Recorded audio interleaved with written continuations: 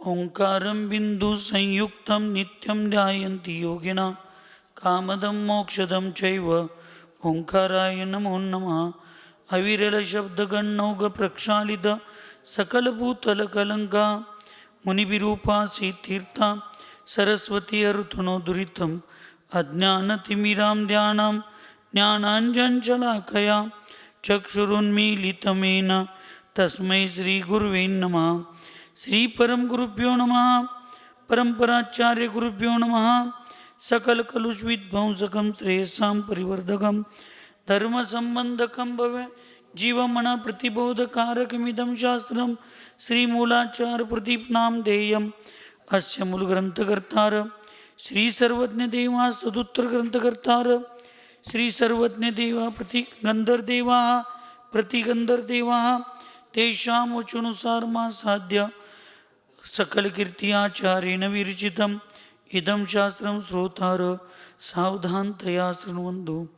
मंगलं भगवान वीरो मंगलं गौतमो गणी मंगलं कुन्दकुन्दाद्यो जैनधर्मोऽस्तु मंगलं सर्वमंगलमाङ्गल्यं सर्वकल्याणकारकं प्रधानं सर्वधर्माणां जैनं जयतु शासनं वन्दे विद्यासागरं वन्दे सन्मति सागरम्।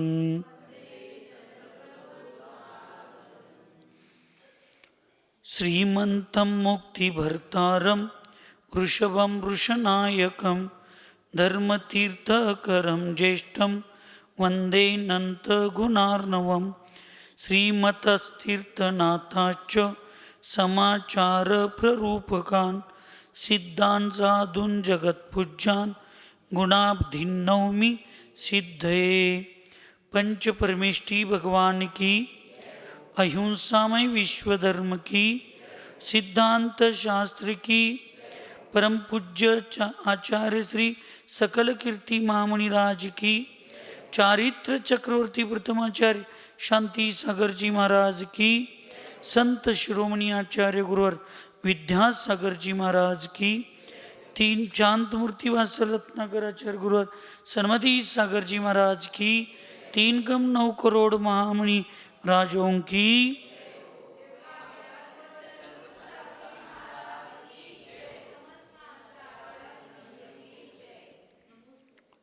आचार्य भगवंत सकल कीर्ती महामुनिराज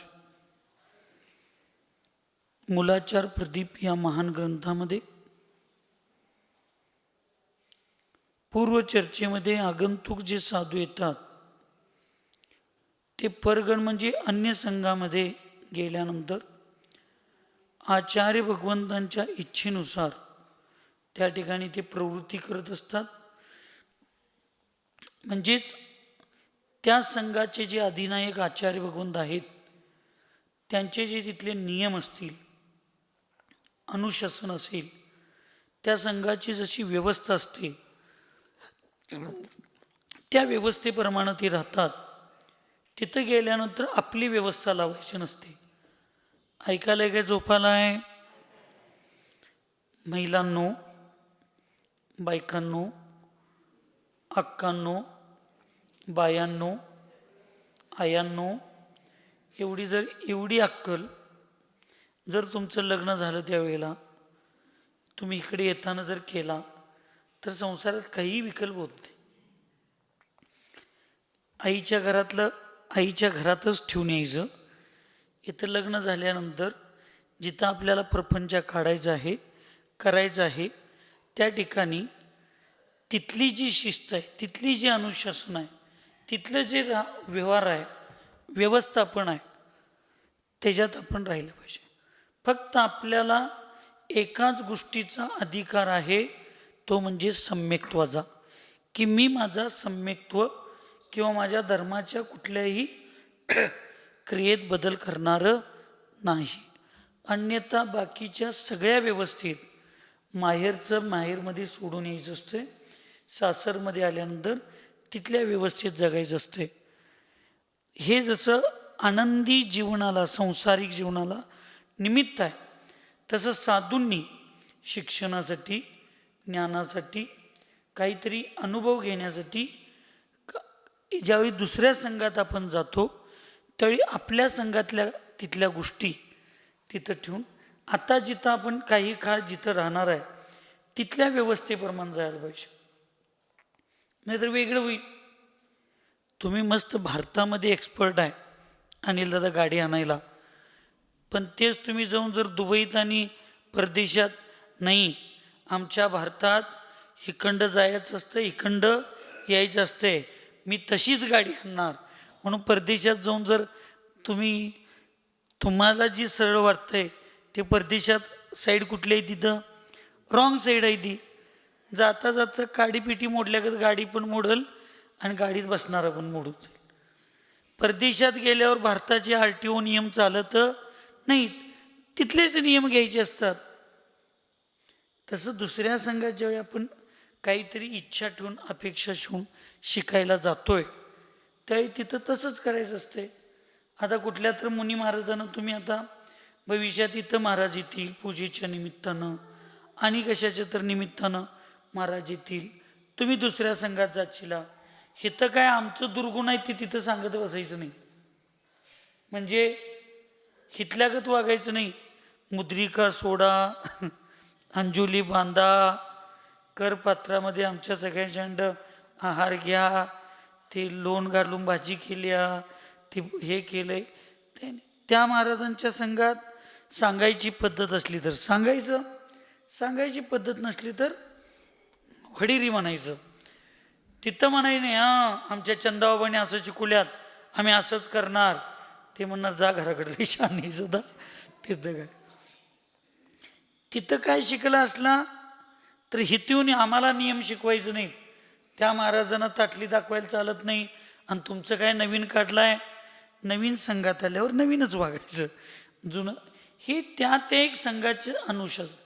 बघा तुम्ही अशी सेवा ज्यावेळी तुम्ही करशीला ना, तुम्हाला कुठल्या संघाबद्दल मनात विकल्प येणार आहेत, ना कुठल्या संघातल्या साधूंना तुमच्याबद्दल विकल्प येणार आहेत. द्रव्य, क्षेत्र, काल, भाव सगळं बघायला लागते. तमिळनाडूकडे गेला तर भाकरी पाहिजे उपाशी मरचीला, तिथं काय अन्न चारा काय मिळेल ते खायचं आणि जीवन जगायला लागतं. कारण तिथलं क्लायमेटच तसं आहे. त्या क्लायमेटमध्ये जे आहार शरीराला सूट होणार आहे तेच खायला पाहिजे. तसं ज्यावेळी एक साधू दुसऱ्या संघात जातात, स्वार्थासाठी गेलाय, स्वतःच्या इच्छेने गेलाय, काहीतरी शिकायच्या अपेक्षेने गेलाय, काहीतरी मिळवायच्या अपेक्षेने गेलाय. आता तिथं गेल्यानंतर आपण आपलं काही नियम लावायचे नसतात. तिथं गेल्यानंतर त्या संघाची जी अनुशासन असतात, तिथं भक्तिपाठ सकाळी चालत असेल भक्तिपाठच म्हणायचं, स्वयंभू चालत असेल स्वयंभूच म्हणायचं. नाही आमच्या संघात भक्ती करतात, तुम्ही स्वयंभू का घेताय, आमच्या स्वयंभू घेतात, आम्ही काय भक्ती करणार नाही, नाही चालणार. हा उमरटपणा होईल, उन्मत्तपणा होईल. आणि ज्या भावनेनं तुम्ही शिकायसाठी गेलाय ती शिकण्याची भावना तुमची पूर्ण होणार नाही, असं पूर्वचर्चेमध्ये आपण बघितलं होतं. आज बघायचं आपल्याला पुनः परगण के आचार्य की वंदना, शुश्रूषा करने की प्रेरणा. शुश्रूषा वंदना भक्त्या नोकुलाचरणादिभिः एष एव विधि कार्यस् तच्छिष्या परयोगिभिः.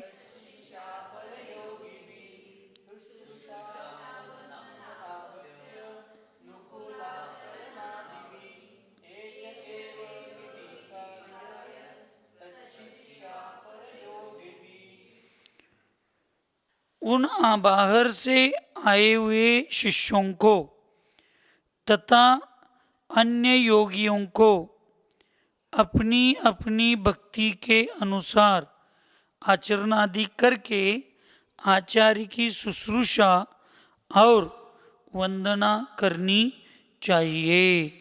काय सांगितलं की बाहेरून आलेले जे शिष्य आहेत, शिकण्यासाठी आलेले शिष्य, ते शिष्य अन्य योगींची सुद्धा आपल्या आपल्या भक्तीप्रमाणे म्हणजे आपल्या योग्यतेप्रमाणे त्यांच्या त्यांच्या समाचार विधीमध्ये आधी करत संघातील अन्य साधूंच्या बरोबर आचार्यांची शुश्रूषा आणि वंदना केली पाहिजे. नुसतं आचार्यांचंच वंदना, आचार्यांनाच नमस्तू आणि इतरांना आचार्यांची सेवा, संघातील अन्य कुठल्या साधूंना मी नमस्तू करणार नाही, कुणाची सेवा करणार नाही, असं तिथं चालत नाही. आपल्यापेक्षा मोठे असतील तर त्यांच्याप्रती एक समाचार विधी सांगितले की आपणहून त्यांना नमस्तू केलं पाहिजे, आपणहून त्यांच्या खोलीत सेवा करण्यासाठी गेलं पाहिजे. आणि आपल्यापेक्षा लहान असतील तर समोरच्यांनी नमस्तू केल्यानंतर प्रतिनमस्तू केलं पाहिजे. त्यांची त्यांच्या पद्धतीने विचारपूस किंवा त्यांच्याबद्दल प्रेम, दया, वात्सल्यभाव, सेवार्थ भाव आपण दाखवलं पाहिजे. केवळ वरिष्ठांच्या पुरतं, मोठ्यांच्या पुरतं करून चालणारं नाही, असं इथं आचार्य भगवान सांगायला आहेत. आरी का समाचार विवरण नीती. आता या ठिकाणी सांगतात अयमेव समाचारो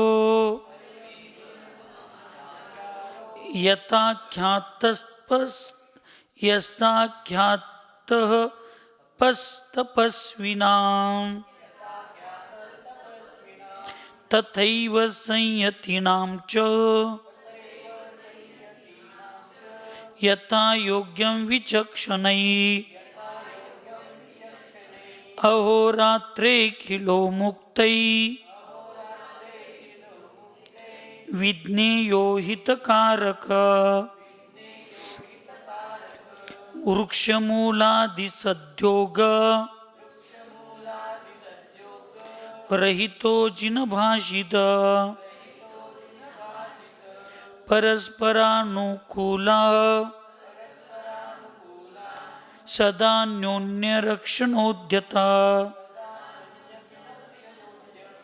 लज्जा मर्याद संयुक्ता माया रागादि दूरगा आचारादि सुशास्त्राणां पठने परिवर्तने तदर्थकथने विश्वा नुप्रेक्षा गुणचिंतने सारार्थ श्रवणे शुद्ध ध्याने संयम पालनी तपो विनय सद्योगे सदा कृत महोद्यमा. हाँ, यह जो समाचार मुनियों के लिए कहा है उसी प्रकार चतुर पुरुषों ने आरिकाओं के लिए भी यथायोग्य रीती से यही समाचार बतलाय. जसं मुनी महाराजांच्यासाठी समाचार विधी सांगितलेली आहे तसं आरिकांच्या मध्ये सुद्धा समाचार विधी सांगितलेली आहे. आरिकाओं को मोक्ष प्राप्त करने के लिए हित करने वाला यही समाचार दिन रात करना चाहिए. आरिकांना सुद्धा मोक्षाच्या प्राप्तीसाठी वर्तमानमध्ये नव्हे, पुढल्या पर्यायात मोक्षाच्या प्राप्तीसाठी त्यांना हित करून घ्यायचं असेल तर ह्या समाचार विधी दिवस आणि रात्र केल्या पाहिजेत. वृक्ष के नीचे योग धारण करना आदि कठिन योग आरिकाओं को नहीं करने चाहिए, ऐसा भगवान जिनेंद्र देव ने कहा है. जे आता आपण योग, वर्षा योग आधी हे सांगितलं, हे कुठलेही योग धारण क्रिया जे असतात हे तिन्ही ऋतूतील आरिकांना करण्यासाठी परवानगी नाही म्हणून आचार्याने सांगितलं. म्हणून उभा राहून सुद्धा तिथं प्रतिक्रमण करणे, उभारून कायोत्सर्ग करणे, सामायिक करणे आदी ह्या गोष्टीसुद्धा आरिका करू शकत नाही. मग योगधारणा का करायचं नाही? कारण एक तर तुमच्यामध्ये आरिकांच्यामध्ये ते सहन शक्ती नाही. दुसरी तुमची जी शारीरिक व्यवस्थापन आहे त्या शारीरिक व्यवस्थापनामध्ये पावसामध्ये भिजणे, थंडीमध्ये दवामध्ये भिजणे, उन्हाळ्याच्यामध्ये उष्णतेच्या अपेक्षेनं घामानं भिजणे आदी ह्या सगळ्या ज्या व्यवस्था आहेत त्या व्यवस्था तुमच्या शारीरिक स्त्रीचं जे शरीराची मर्यादा आहे त्या मर्यादेचं उल्लंघन करणार आहे. आता मला त्या गोष्टीत फार इंटरेस्ट नाही, तरी पण आरिकाला सुद्धा उपचारानं महाव्रती म्हटलेलं आहे. मग आरिकांना महाव्रती म्हटल्यानंतर सगळ्या मुनी महाराजांच्या सारख्या क्रिया, पडगाण विधी आदी आदी आदी सगळ्या विधी त्या ठिकाणी त्यांना मुनी महाराजांच्या सारख्या करायलाच पाहिजे असं काही जणांचं मत आहे. चुकीचं बरोबर आम्हाला काही त्यातलं काही फार इंटरेस्ट नाही. आपल्याला आपल्या गुरूंचे जे संस्कार आहेत त्याच्याप्रमाणे आम्ही जातोय आणि कुणाच्या गुरूंच्या संस्कारामध्ये आम्ही कुणाला अडथळा आणत नाही. पण आरिका महाव्रती असून सुद्धा मग इथं पुरुषांच्या समाचार विधीमध्ये म्हणजे मुनी महाराजांच्या समाचार विधीमध्ये आणि आरिकांच्या समाचार विधीमध्ये ती महाव्रती असून सुद्धा त्याच्यात दोन भाग का केलं? म्हणजे जे मुनी महाराजांची समाचार विधी आहे त्याच्यापेक्षा यांची वेगळी म्हणून का सांगितलं? ते कारण काय त्याचं? हां, म्हणजेच काही ना काहीतरी अंतर्नियमानं ते असणारं आहे. याच्याकडे लक्ष का नाही? आता इथं जिनेंद्र भगवंतांचा आदेश आहे की त्यांनी तिन्ही योग धारण करू शकत नाहीत. म्हणजे उपचारानं महाव्रती आहेत म्हणजे त्यांच्यामध्ये ही क्षमता नाही. म्हणून एखाद्या शब्दाला घेऊन आपली स्वतःची बरोबरी पुरुषांच्या मुनी महाराजांच्या बरोबर करणे, मग सगळं बरोबर आहे. मग बसवताना महाराजांच्या पेक्षा खाली का बसवायचं? बसवताना महाराजांच्या मुनी महाराजांच्या तुम्हाला मुनी महाराजांच्या सारखं पादपूजा पाहिजे, मुनी महाराजांच्या सारखं फिरी मारायला पाहिजे, मुनी महाराजांच्या सारखं अष्टक पाहिजे, सगळं पाहिजे. मग बसताना महाराजांच्या पेक्षा खाली का बसायचं? नाही, स्त्री पर्याय नाही का? तिथं तुमची स्त्री पर्याय. आता व्रतामध्ये काय स्त्री आणि पुरुष भेद कुठे लिहिले का? मग तिथं का बरं तुम्हाला ते सुचतंय? म्हणजेच जरी नाव एकसारखं जरी असलं तरी काही ना काहीतरी त्याच्यामध्ये अडथळे आहेत. मुनी महाराजांच्या आणि आचार्यांच्या समाचार विधीमध्ये सुद्धा जे मुनी महाराज अत्यंत तपस्वी आहेत, महातपस्वी आहेत, त्यांच्या दर्शनाला जातोय तेव्हा त्यांच्यासाठी एक भक्ती एक्स्ट्रा सांगितली. जे आचार्य चिरकालीन तपस्वी विशिष्ट आचार्य आहेत तपस्रेमध्ये, त्यांच्यासाठी सिद्ध श्रुत आचार्य बरोबर परत चारित्र भक्ती सांगितली. जे आचार्य विशेष ज्ञानामध्ये विशेष पारंगत असतात त्यांच्यासमोर परत विशेष मोठी श्रुत भक्ती म्हणायला वगैरे सांगितलं. का म्हटलं हे? कशासाठी? सगळे आचार्य समानच आहेत की. आचार्य पदात काय भेद असतोय? भेद फक्त मागणानी नंतर सिनियर ज्युनियर एवढं. पण सिनियर ज्युनियरामध्ये भक्तीत भेद नाही. पण तपश्चर्येच्या माध्यमातून विद्वत्तेच्या माध्यमातून त्याच्यामध्ये भेद सांगितलं. एक भक्ती एक्स्ट्रा बनायला सांगितली. का बरं? मग हे सगळं जिनेंद्र भगवंतांनी सांगितलेल्यामध्ये हे सगळे भेद आम्ही स्वीकारायला तयार आहे. आणि इथं येऊनच परंपरा आणि अहम भावनेला घेऊन आम्ही आम्हाला ते चुकीचं आहे असं एकदम आम्हाला म्हणून कुणाची मनही दुखवायची नाहीत. पण जे आम्ही शास्त्र ते महाव्रती आहेत की नाही, मग महाव्रतींचा सगळा उपचार समाचार विधी एकसारखीच पाहिजे, हे जे बिंबून आम्ही श्रावकांच्यात नुसता शब्दाचा छल कपट करायला लागलोय. मग महाव्रती आहेत तर मुनी महाराजांच्या बरोबरीनं बसवा. महाव्रती आहेत तर त्यांच्यानंतर दीक्षा घेतलेल्या मुनी महाराजांना नंतर उठवा. हे महाव्रतीच आहेत.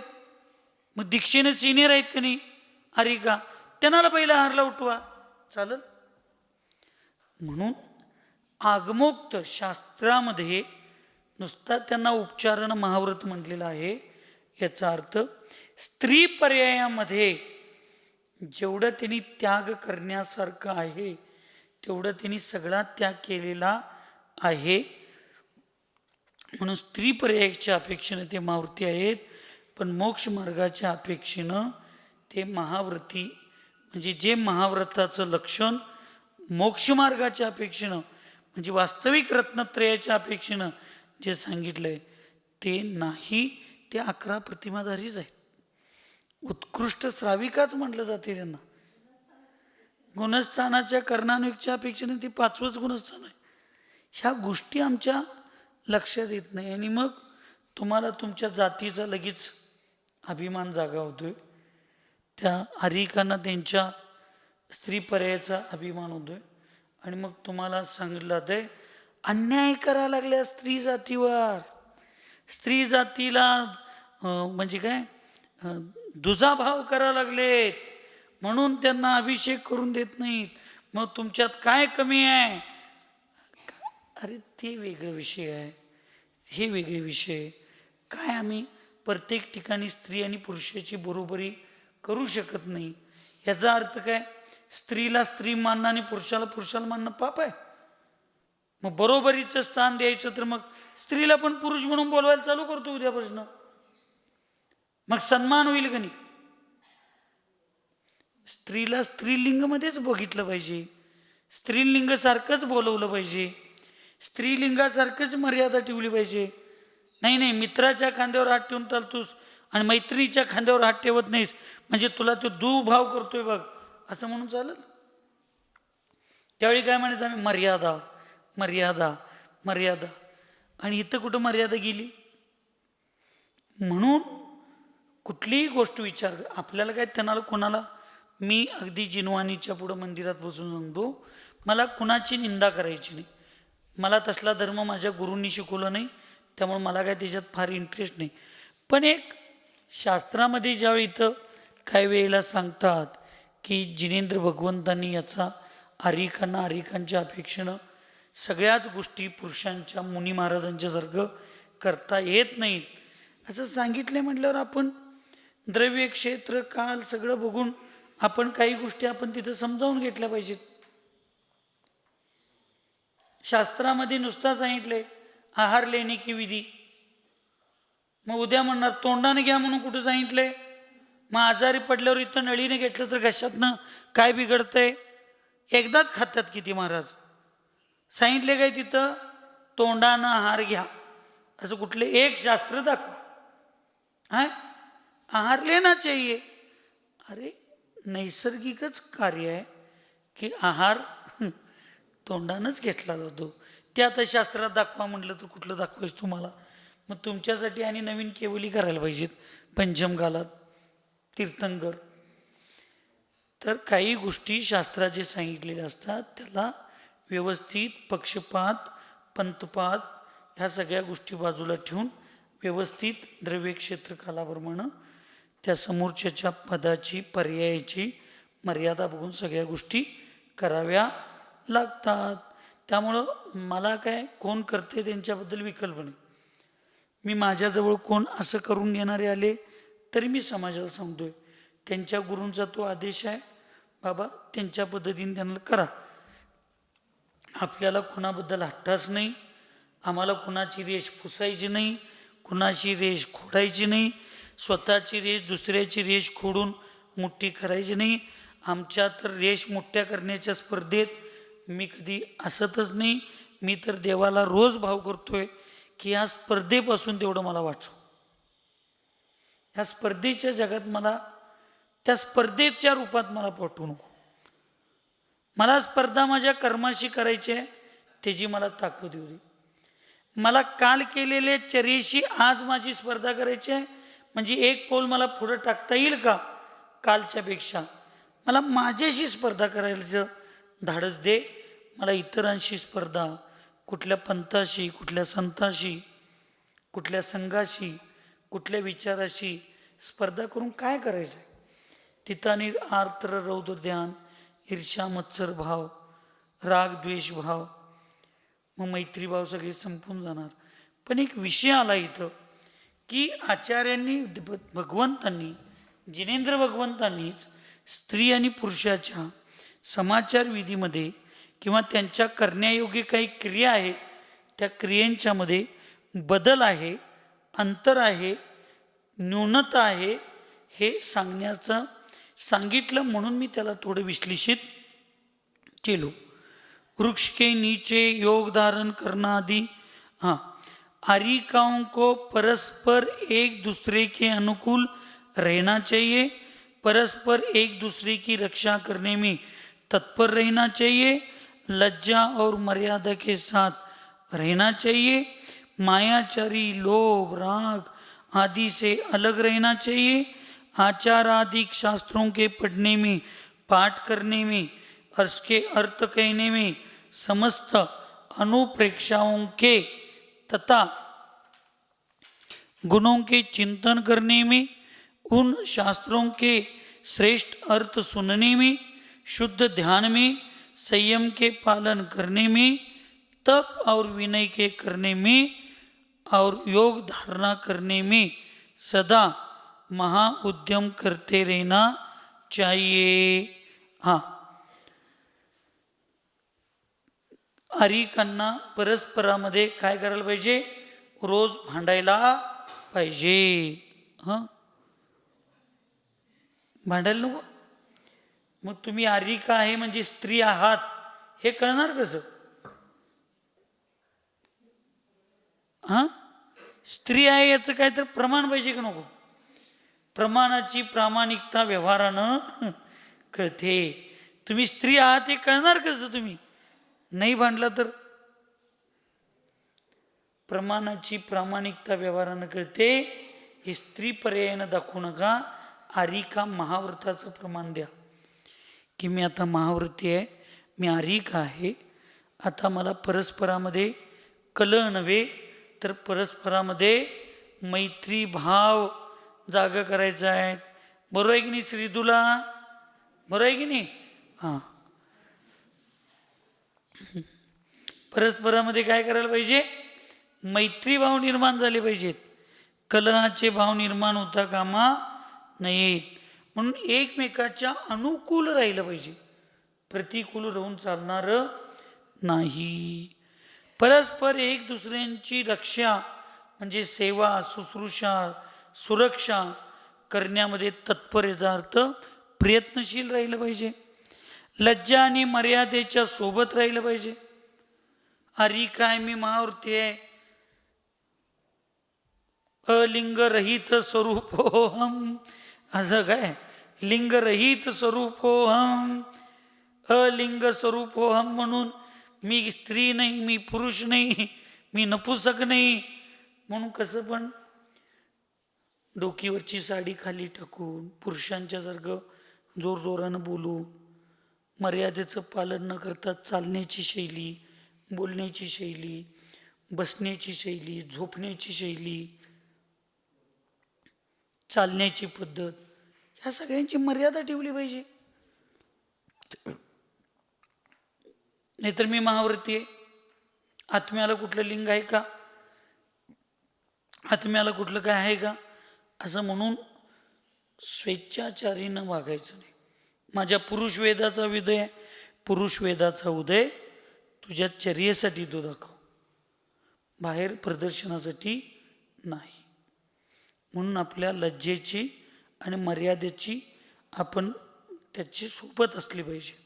मायाचारी, लोभ, राग ह्या सगळ्यांचा काय केला पाहिजे, त्याग केला पाहिजे, त्याच्यापासून वेगळं राहिलं पाहिजे. असं जर खरोखर राहू शकतात महिला? हां, ऐकू येत नाही. राहू शकतात मनात आलं तर, प्रयत्नाला केला तर होऊ शकतो. तुमच्यात मंदता येऊ शकते, रहितता कधी येऊ शकत नाही. पण मंदता तरी यायला पाहिजे का नको? कवा येणार? गेल्यावर. म्हणजे मान कशा आहे असं म्हणा लागलोय, माया कशा आहे गेल्यावर मंदता येणार हे सांगा लागलो मी.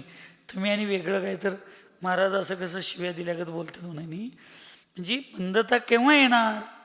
गेल्यावर. काय गेल्यावर? हां, माया कशाय गेल्यावर, मायाचारीची मंदत येणार. मान कशाय गेल्यानंतर, मान कशायची मंदत येणार. शौच धर्माचा आधार घेतल्यानंतर, लोभ कशाय गेल्यानंतर शौच धर्म, अपरिग्रह भाव होणार. हे सगळे नियम आहेत. हे सगळे काय आहेत? नियम आहेत. त्यामुळं आपण काय पाहिजे तर काय मग सोडायला पाहिजे याचा विचार करायला पाहिजे. म्यानमध्ये, एका म्यानामध्ये तलवार 3-4 बसवल्याशिवाय आम्ही राहणार? किती बसतात तुमच्या कोथीवाल्यांच्या म्यानात तलवारी? एका वेळेला एकच बसणार ना. म्हणून इथं आल्यावर इथीच तलवार घालायची, घरात गेल्यावर घरातलंच करायचं. इथं येऊन घरातली तलवार इथं घालायला बघायची नाही, आणि घरात जाऊन परत इथली तलवार धर्माची तिथं घालायला बघायची नाही. तुम्हाला मर्यादा आहेत, ज्या त्या गोष्टी व्यवस्थित करायचं. म्हणजे एका वेळेला धर्म तर बसणार हृदयात, नसेल तर एका समयामध्ये अधर्म तर असणार. दोन्ही बसवतो म्हटलं तर ते शक्य नाही. म्हणून लोभ, मायाचारी, राग, ह्या द्वेष, क्रोध या सगळ्यापासून वेगळं राहिलं पाहिजे. आचारादी शास्त्रों के पढ़ने में, म्हणजे चरणानयोगचे शास्त्र. आदी म्हटल्यानंतर प्रथमानयोग, कर्णानयोग, द्रव्यानयोग आदीचे शास्त्र वाचण्यामध्ये, त्यांचं पाठ करण्यामध्ये, त्याचा अर्थ सांगण्यामध्ये, त्याचा अर्थ समजावून घेण्यामध्ये, अनुप्रेक्षा करण्यामध्ये, आणि त्याचबरोबर त्यांच्या गुणांचं चिंतन करण्यामध्ये, त्या शास्त्रांचा श्रेष्ठ अर्थ म्हणजे जो खरा आणि चांगला अर्थ आहे तो समजावून घेण्यामध्ये, शुद्ध ध्यानामध्ये, संयमाचं पालन करण्यामध्ये, तप आणि विनय करण्यामध्ये, आणि इथं जो योग सांगितलेला आहे तो योग घ्यायचा नाही. इथं योग सांगितलेला आहे तो मन, वचन, काय ह्या 3 योगांना धारण करून जे व्रत, जो नियम, जो संकल्प मी स्वीकारलेला आहे तेच परिपूर्ण करण्यासाठी महाउद्यम म्हणजे पुरुषार्थी व्हायला पाहिजे. तसा पुरुषार्थ तुमच्या आमच्या सगळ्यांच्यामध्ये येऊ दे. आणि आर्यिकांची समाचार विधी, जीवन जगण्याच्या पद्धतीप्रमाणे भारतातील संपूर्ण आर्यिकांचं जीवन शुद्ध विशुद्ध होऊ दे. सगळ्या साधू संतांचं जीवन शुद्ध विशुद्ध होऊ दे. आर्यिका बनण्याचे भाव तुमचे होऊ देत, तुमचे सगळ्यांचे मुनी महाराज बनण्याचे भाव होऊ देत, आणि सगळ्यांचा आत्मा परमात्मा बनू दे. अशा मंगलमय भावनेनं सुखी रहे सब जीव जगत में, कोई कभी न घबरावे, वैर पाप अभिमान छोड़ जग, नित्य नई मंगल गावे. ओम नमः. सबको क्षमा, सबसे क्षमा.